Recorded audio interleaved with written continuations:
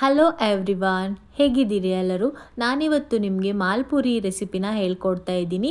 ಇದೊಂದು sweet recipe, ಈಸಿಯಾಗಿ ಮನೆಯಲ್ಲೇ ಮಾಡ್ಕೊಳ್ಬೋದು. ನಂದು ಫೇವ್ರೆಟ್ ರೆಸಿಪಿ ಕೂಡ ಹೌದು. ಈಸಿಯಾಗಿ ನಾನು ಈ ರೆಸಿಪಿನ ನಿಮಗೆ ಹೇಳ್ಕೊಡ್ತೀನಿ. ನೀವು ಮನೆಯಲ್ಲಿ ಟ್ರೈ ಮಾಡಿ ಟೇಸ್ಟ್ ಹೇಗೆ ಬಂದಿದೆ ಅಂತ ನನಗೆ ಕಮೆಂಟ್ ಮಾಡಿ. ಇದು ಮಿಡಲಲ್ಲಿ ಸಾಫ್ಟಾಗಿ, ಸೈಡ್ಸಲ್ಲಿ ಕ್ರಿಸ್ಪಿಯಾಗಿ ತಿನ್ನಲಿಕ್ಕೆ ತುಂಬಾ ಚೆನ್ನಾಗಿರುತ್ತೆ. ನೀವು ಒಂದ್ಸತಿ ಟ್ರೈ ಮಾಡಿ. ನೋಡೋಣ ಬನ್ನಿ ಹೇಗೆ ಮಾಡೋದಂತ. ಮೊದಲಿಗೆ ನಾನೊಂದು ಪಾತ್ರೆ ತಗೊಂಡು ಅದರಲ್ಲಿ 1 ಕಪ್ಪಷ್ಟು ಸಕ್ಕರೆಯನ್ನು ತಗೊಳ್ತಾ ಇದ್ದೀನಿ. ಸೇಮ್ ಅದೇ ಕಪ್ಪಲ್ಲಿ 3/4 ಕಪ್ಪಷ್ಟು ನೀರನ್ನು ತಗೊಳ್ತಾ ಇದ್ದೀನಿ. ಇದಕ್ಕೆ ನಾನಿಲ್ಲಿ 3 ಏಲಕ್ಕಿನ ಕುಟ್ಬಿಟ್ಟು ಹಾಕ್ಕೊಳ್ತಾ ಇದ್ದೀನಿ. ನೀವು ಸಕ್ಕರೆ ಜೊತೆ ಪೌಡರ್ ಮಾಡಿ ಕೂಡ ಹಾಕ್ಕೊಳ್ಬೋದು. ಇದಕ್ಕೆ ನಾನಿವಾಗ ಒಂದು ಅರ್ಧ ಸ್ಪೂನಷ್ಟು ಹಳದಿ ಪುಡಿನ ಹಾಕ್ಕೊಳ್ತಾ ಇದ್ದೀನಿ. ನಾನಿಲ್ಲಿ ಯಾವುದೇ ರೀತಿಯ ಫುಡ್ ಕಲರ್ ಯೂಸ್ ಮಾಡ್ತಾ ಇಲ್ಲ, ಕಲರ್ಗೋಸ್ಕರ ಹಳದಿ ಪುಡಿನ ಯೂಸ್ ಮಾಡ್ತಾ ಇದ್ದೀನಿ. ಇದನ್ನು ಒಂದ್ಸತಿ ಮಿಕ್ಸ್ ಮಾಡಿಬಿಟ್ಟು ಸಕ್ಕರೆ ಕರಗೋ ತನಕ ಕುದಿಸ್ಕೊಳ್ಬೇಕಾಗತ್ತೆ. ಇದೇನು ಪಾಕ ತೆಗೆಯುವ ಅವಶ್ಯಕತೆ ಇರೋದಿಲ್ಲ, ಸಕ್ಕರೆ ಕರಗಿದ್ದರೆ ಸಾಕು, ಅಲ್ಲಿ ತನಕ ಕುದಿಸ್ಕೊಳ್ಳಿ. ಇವಾಗ ನೋಡಿ, ಸಕ್ಕರೆ ಕರಗೋ ತನಕ ನಾನಿಲ್ಲಿ ಕುದಿಸ್ಕೊಂಡಿದ್ದೀನಿ.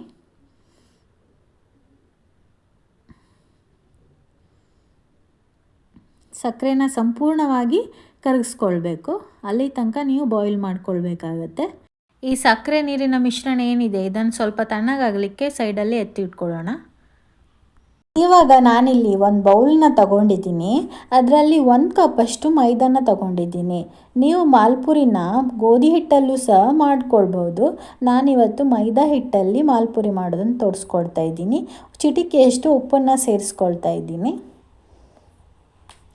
ಇದನ್ನು ಇವಾಗ ಲೈಟಾಗಿ ಮಿಕ್ಸ್ ಮಾಡ್ಕೊಳ್ತಾ ಇದ್ದೀನಿ. ಇವಾಗ ನಾವು ಸಕ್ಕರೆ ಮತ್ತು ನೀರಿನ ಮಿಶ್ರಣವನ್ನು ತಣ್ಣಗಾಗಲಿಕ್ಕೆ ಬಿಟ್ಟಿದ್ದೀವಲ್ಲ, ಅದನ್ನು ಸ್ವಲ್ಪ ಸ್ವಲ್ಪನೇ ಸೇರಿಸ್ಕೊಂಡು ಮಿಕ್ಸ್ ಮಾಡ್ಕೊಳ್ಬೇಕು. ಒಂದೇ ಸತಿ ಹಾಕಬಾರ್ದು, ಸ್ವಲ್ಪ ಸ್ವಲ್ಪನೇ ಸೇರಿಸ್ಕೊಳ್ತಾ ಮಿಕ್ಸ್ ಮಾಡ್ಕೊಳ್ಬೇಕು.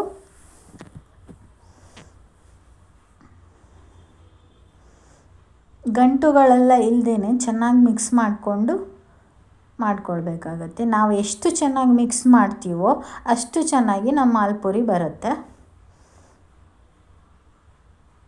ಸ್ವಲ್ಪ ಸ್ವಲ್ಪ ಸೇರಿಸ್ಕೊಳ್ಬೇಕು ನೀರು ಮತ್ತು ಸಕ್ಕರೆ ಮಿಶ್ರಣವನ್ನು. ಚೆನ್ನಾಗಿ ಮಿಕ್ಸ್ ಮಾಡಿಕೊಳ್ಬೇಕು.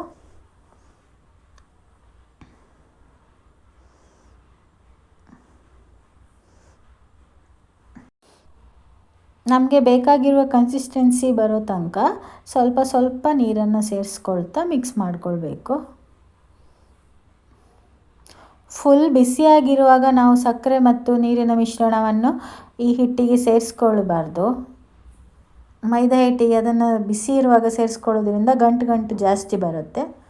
ತಣ್ಣಗಾದ ಮೇಲೆ ಸ್ವಲ್ಪ ಬೆಚ್ಚಗಿದ್ರೂ ತೊಂದರೆ ಇಲ್ಲ, ಆವಾಗ ಮಿಕ್ಸ್ ಮಾಡ್ಕೊಳ್ಬೋದು.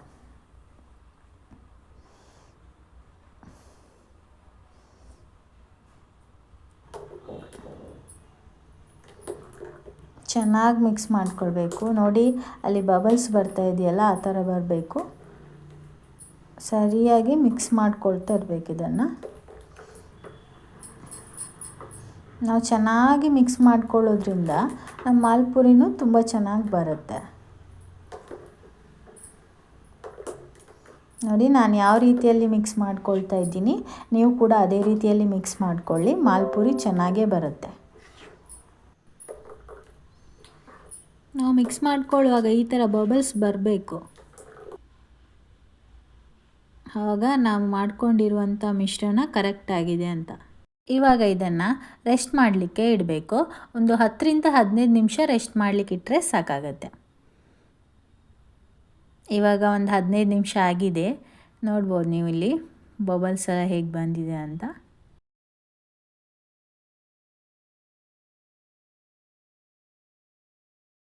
ನಾವಿವಾಗ ಮಾಲ್ಪುರಿನ ಮಾಡ್ಕೊಳ್ಳೋಣ. ನಾನಿವಾಗ ಮಾಲ್ಪುರಿ ಮಾಡಲಿಕ್ಕೆ ಆಯಿಲನ್ನು ಕಾಯಲಿಕ್ಕೆ ಇಟ್ಟಿದ್ದೇನೆ. ಮೀಡಿಯಮ್ ಫ್ಲೇಮಲ್ಲಿ ಆಯಿಲನ್ನು ಕಾಯಿಸ್ಕೊಳ್ಬೇಕಾಗತ್ತೆ. ನೀವು ಮಾಲ್ಪುರಿ ಮಾಡುವಾಗ ಅಗಲವಾದ ಪಾತ್ರೆನೇ ತೊಗೊಳ್ಬೇಕಂತ ಏನೂ ಇಲ್ಲ, ಈ ಥರ ಪಾತ್ರೆನೂ ಯೂಸ್ ಮಾಡ್ಬೋದು. ಆಯಿಲ್ ಮಾತ್ರ ಕಮ್ಮಿ ತೊಗೊಳ್ಬೇಕಾಗತ್ತೆ. ಇವಾಗ ನಾನು 1 ಸೌಂಟು ಏನು ಮಿಶ್ರಣ ರೆಡಿ ಮಾಡಿ ಇಟ್ಕೊಂಡಿದ್ವಲ್ಲ ಅದನ್ನು ಈ ಕಾದಿರುವಂಥ ಆಯಿಲಿಗೆ ಸೇರಿಸ್ಕೊಳ್ತಾ ಇದ್ದೀನಿ.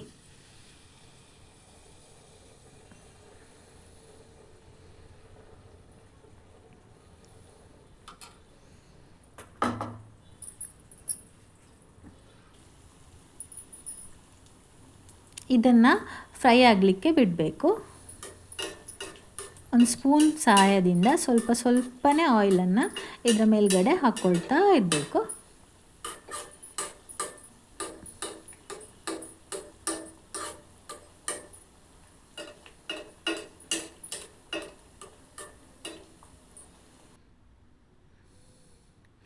ಇವಾಗ ಒಂದು ಸೌಟನ್ನು ಮೇಲ್ಗಡೆ ಇಟ್ಟು ಆಯಿಲನ್ನೆಲ್ಲ ತೆಕ್ಕೊಳ್ಬೇಕು. ನೋಡಿ, ನಮ್ಮ ಮಾಲ್ಪುರಿ ರೆಡಿಯಾಗಿದೆ.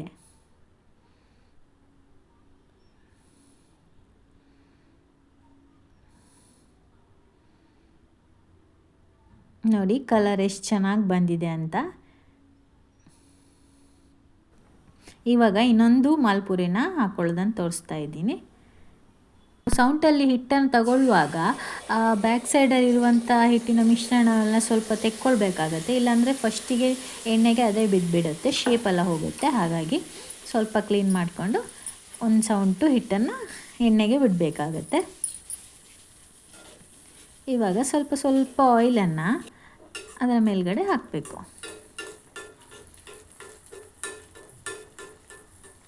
ನಾವು ಹಾಕಿರುವಂಥ ಸಕ್ಕರೆ ಇದಕ್ಕೆ ಕರೆಕ್ಟ್ ಆಗುತ್ತೆ. ಜಾಸ್ತಿ ಸ್ವೀಟು ಬರಲ್ಲ, ಕಮ್ಮಿ ಸ್ವೀಟು ಆಗಲ್ಲ, ಕರೆಕ್ಟಾಗಿ ಪರ್ಫೆಕ್ಟಾಗಿ ಬರುತ್ತೆ. ನೀವು ಅದೇ ಕ್ವಾಂಟಿಟಿನ ಯೂಸ್ ಮಾಡ್ಕೊಂಡು ಮಾಡಿ, ತುಂಬಾ ಚೆನ್ನಾಗಿ ಬರುತ್ತೆ ಮಾಲ್ಪುರಿ. ಒಂದು ಸೈಡು ಫ್ರೈ ಆದ ತಕ್ಷಣ ಇನ್ನೊಂದು ಸೈಡನ್ನು ಫ್ರೈ ಮಾಡ್ಕೊಳ್ಬೇಕು. ಮೀಡಿಯಮ್ ಫ್ಲೇಮಲ್ಲಿ ಇಟ್ಟು ಫ್ರೈ ಮಾಡ್ಕೊಳ್ಬೇಕಾಗತ್ತೆ.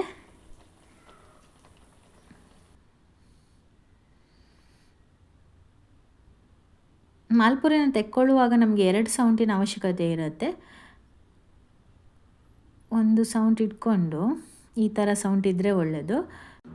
ಆಯಿಲನ್ನೆಲ್ಲ ಪ್ರೆಸ್ ಮಾಡಿ ತೆಕ್ಕೊಳ್ಬೇಕಾಗತ್ತೆ. ತುಂಬ ಪ್ರೆಸ್ ಮಾಡಬೇಕಂತ ಏನಿಲ್ಲ, ಒಂದು 3ರಿಂದ 4 ಸತಿ ಪ್ರೆಸ್ ಮಾಡಿದರೆ ಸಾಕು.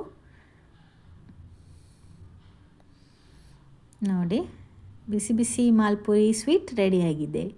New year special malpuri recipe ನೀವು ಮನೇಲಿ ಟ್ರೈ ಮಾಡಿ. ನ್ಯೂ ಇಯರ್ಗೆ ನೀವು ಸ್ಪೆಷಲಾಗಿ ಸ್ವೀಟ್ ರೆಸಿಪಿನ ಮಾಡಿಕೊಳ್ಳಿ. ನೋಡಿ, ಇದು ಸೈಡ್ಸಲ್ಲಿ ಎಷ್ಟು ಕ್ರಿಸ್ಪಿಯಾಗಿದೆ, ಹಾಗೆಯೇ ಸೆಂಟ್ರಲ್ಲಿ ಸಾಫ್ಟಾಗಿ ಬರುತ್ತೆ. ನೋಡ್ಬೋದು, ನಾನೊಂದು ಕಟ್ ಮಾಡಿ ತೋರಿಸ್ತಾ ಇದ್ದೀನಿ. ಮಿಡಲಲ್ಲಿ ನಿಮಗೆ ಸಾಫ್ಟಾಗಿರುತ್ತೆ, ಸೈಡ್ಸಲ್ಲಿ ಕ್ರಿಸ್ಪಿಯಾಗಿರುತ್ತೆ. ತುಂಬಾ ಪರ್ಫೆಕ್ಟಾಗಿ ಬರುತ್ತೆ ಈ ಮಾಲ್ಪುರಿ ರೆಸಿಪಿ. ನೀವು ಮನೇಲಿ ಟ್ರೈ ಮಾಡಿ, ಹೇಗೆ ಬಂದಿದೆ ಅಂತ ನನಗೆ ಕಮೆಂಟ್ ಮಾಡಿ ತಿಳಿಸಿ. ಮತ್ತೆ ಹೊಸ ರೆಸಿಪಿಯೊಂದಿಗೆ ಸಿಗ್ತೇನೆ. Happy new year. ಧನ್ಯವಾದಗಳು.